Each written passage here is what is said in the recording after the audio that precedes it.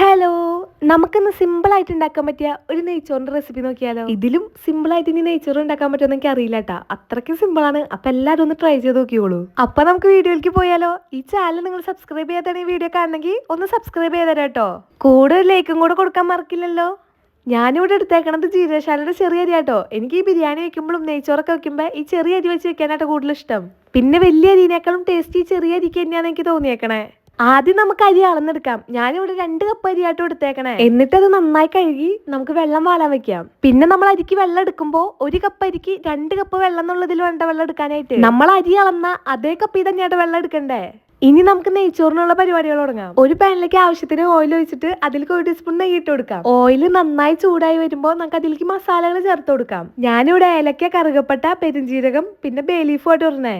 എന്നിട്ട് മസാലകളൊക്കെ നന്നായി പൊട്ടി വരുമ്പോൾ നമുക്ക് അതിലേക്ക് സവാള ചേർത്ത് കൊടുക്കാം. സവാള ചേർത്ത് നന്നായി ഇളക്കി സവാള ഒന്നൊരു ബ്രൗൺ കളർ ആവണവരെ നമുക്ക് വെയിറ്റ് ചെയ്യാം. സവാള ബ്രൗൺ കളർ ആയതിനു ശേഷം നമ്മൾ നേരത്തെ മാറ്റി വെച്ച വെള്ളം നമുക്ക് ഇതിലേക്ക് ചേർത്ത് കൊടുക്കാം. ഞാനിവിടെ 2 കപ്പ് അരി എടുത്തോണ്ട് ഞാൻ ഇവിടെ 4 കപ്പ് വെള്ളമായിട്ട് ഒഴിച്ചു കൊടുത്തേണേ. നമ്മൾ അരി കഴുകണതിന്റെ ഒപ്പം തന്നെ അതിൽ ചേർക്കാനുള്ള വെള്ളം മാറ്റി വെച്ചിട്ടുണ്ടാവണം. പിന്നെ അരി അളന്ന അതേ കപ്പിൽ തന്നെ നമ്മൾ വെള്ളം ഇളക്കും വേണട്ടാ. എന്നിട്ട് ആ വെള്ളത്തിലേക്ക് ആവശ്യത്തിന് ഉപ്പും കൂടെ ചേർത്ത് കൊടുക്കാം. പിന്നെ നിങ്ങളുടെ ചെറുനാരങ്ങ ഉണ്ടെങ്കിൽ നിങ്ങൾക്ക് ഒരു ചെറുനാരങ്ങ എനിക്ക് പിഴിഞ്ഞൊഴിക്കാട്ടാ. ഞാനിവിടെ ചെറുനാരങ്ങ പിഴിഞ്ഞൊഴിക്കണില്ല, എൻ്റെ കയ്യിൽ ചെറുനാരങ്ങ ഇല്ലാത്തതുകൊണ്ട്. ചെറുനാരങ്ങ പിഴിഞ്ഞൊഴിക്കണത് നല്ലതാണ്. ചോറ് വെന്തുപോവോ ഒട്ടിപ്പിടിക്കോ അങ്ങനെയൊന്നും ചെയ്യില്ലാട്ടാ. പിന്നെ ഇതുപോലെ നിങ്ങൾ ഈ കറക്റ്റ് അളവിൽ വെള്ളമൊക്കെ എടുത്താണ് നെയ്ച്ചോറ് ഉണ്ടാക്കണമെങ്കിൽ അതൊരിക്കലും ഒട്ടിപ്പിടിക്കില്ലാട്ടാ. നമുക്ക് റൈസിന്റെ വേവൊക്കെ കറക്റ്റ് ആയിട്ട് കിട്ടും കേട്ടോ. ഇനി നേരത്തെ നമ്മൾ കഴുകി വാലാൻ വെച്ച അരിയില്ലേ, അത് അതിലേക്ക് ഇട്ട് കൊടുത്തിട്ട് ഒന്ന് ഇളക്കി കൊടുക്കാം. പിന്നെ 1 ടീസ്പൂൺ നെയ്യും കൂടെ ചേർത്ത് ഉപ്പൊക്കെ കറക്റ്റ് ആയി നോക്കാം. എന്നിട്ട് മൂടി വെക്കാം. മൂടി വെച്ച് നന്നായി തിളച്ച് ഒന്ന് വെള്ളം വറ്റണവരെ വെയിറ്റ് ചെയ്യാട്ടാ. മൂടി വെച്ച് കഴിഞ്ഞാൽ അത് ഇടയ്ക്കൊന്ന് തുറന്നു നോക്കേണ്ട ആവശ്യമൊന്നുമില്ല. പിന്നെ എനിക്ക് സമാധാനം ഇല്ലാതെ ഇടയ്ക്കൊന്ന് തുറന്നു നോക്കാറുണ്ട്. ഇത്രയും നേരം ഹൈ ഫ്ലെയിമിൽ ഇട്ടിട്ട് വേണ്ട നമ്മൾ റൈസ് വേവിക്കാനായിട്ട്. പിന്നെ അരിയുടെ ഒപ്പം വെള്ളമായി കഴിഞ്ഞാൽ നമുക്ക് തീ കുറച്ചിടാം.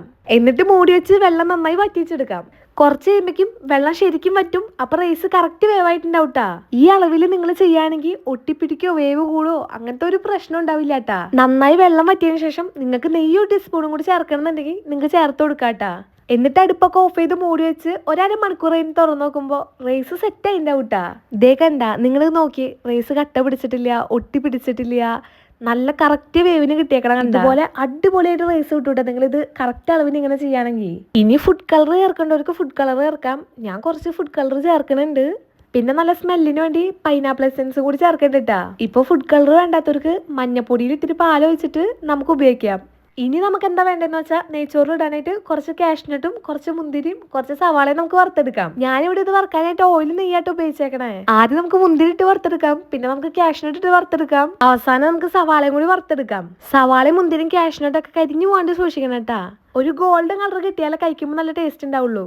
ഇനി നമുക്ക് വറുത്ത് വെച്ചേക്കണ ഈ സാധനങ്ങളൊക്കെ റൈസിലേക്ക് ഇട്ട് കൊടുക്കാം. അതിന് മുന്നേ റൈസ് ഒന്ന് ഇളക്കി സെറ്റ് ചെയ്തിട്ട് വേണ്ട നമ്മൾ ഇതൊക്കെ ഇട്ട് കൊടുക്കാനായിട്ട്.